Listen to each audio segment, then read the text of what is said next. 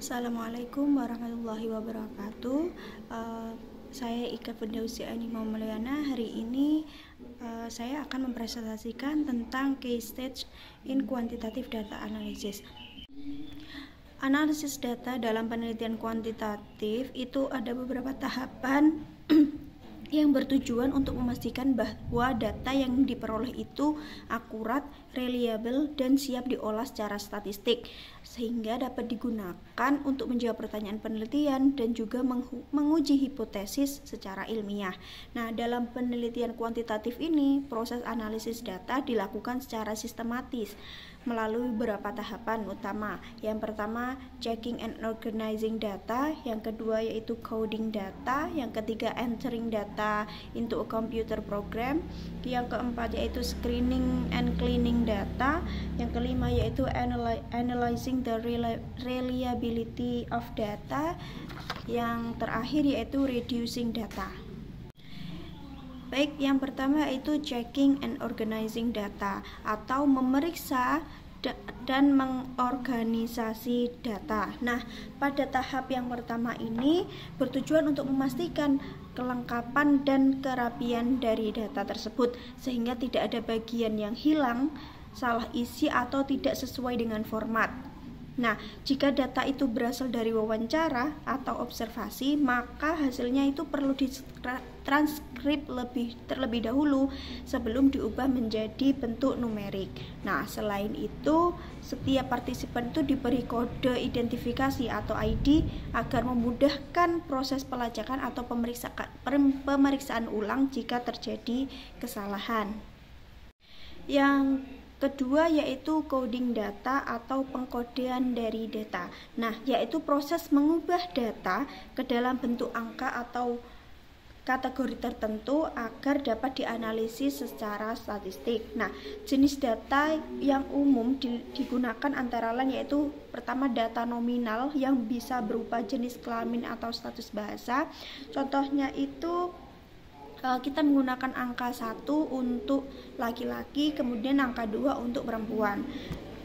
Kemudian yang kedua yaitu data ordinal, yaitu memiliki urutan tapi jarak antara nilai itu tidak tetap, misalnya seperti peringkat nilai.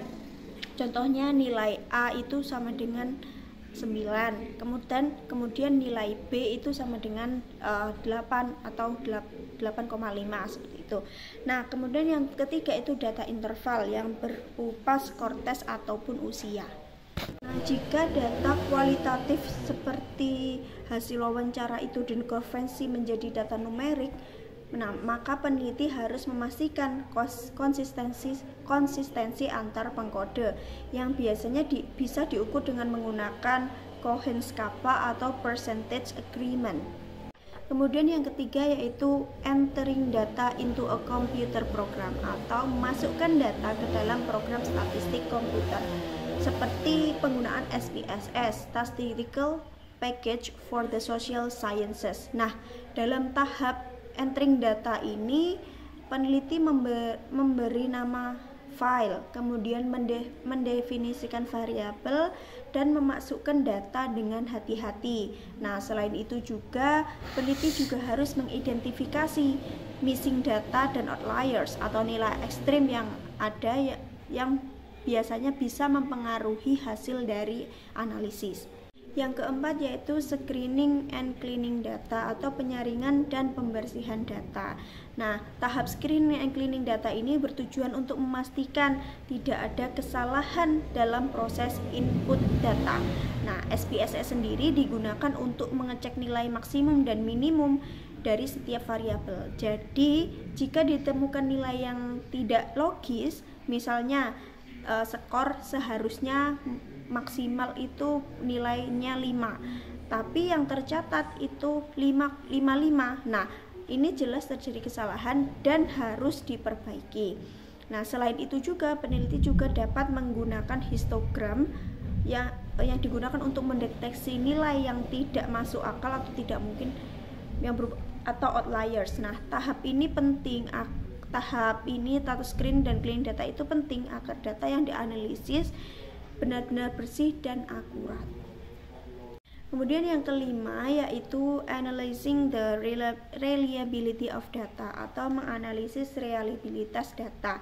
Nah, reliabilitas itu sendiri menunjukkan sejauh mana instrumen penelitian seperti kuesioner atau tes dapat memberikan hasil yang konsisten. Nah, instrumen yang reliable adalah dasar penting bagi validitas penelitian. Nah, analisis reliabilitas ini biasanya dilakukan dengan menghitung Cronbach alpha menggunakan SPSS, dan nilai reliabilitas di atas 0,70 itu biasanya dianggap memadai. Kemudian yang terakhir yaitu reducing data atau reduksi data. Nah, tahap ini bertujuan untuk menyederhanakan data. Nah, biasanya dalam penelitian itu seringkali terdapat banyak variabel. Jadi, agar mudah dianalisis, data itu perlu disederhanakan. Nah, beberapa jenis pertanyaan yang mengukur satu konstruk, misalnya seperti motivasi, kecemasan, ataupun strategi belajar, itu dapat digabung menjadi satu skor komposit. Nah, untuk mereduksi data tersebut atau untuk memastikan item tersebut itu mengukur hal yang sama, peneliti itu dapat menggunakan analisis korelasi, kemudian ada uji reliabilitas, dan menggunakan exploratory factor analysis atau EFA. Jadi secara keseluruhan 6 tahap dalam analisis data di penelitian kuantitatif ini bertujuan untuk menghasilkan data yang akurat, konsisten, dan siap dianalisis secara ilmiah. Nah, dengan mengikuti tahapan ini, peneliti dapat memastikan bahwa hasil penelitian kuantitatif itu tidak hanya valid secara statistik, tapi juga dapat dipertanggungjawabkan secara akademis.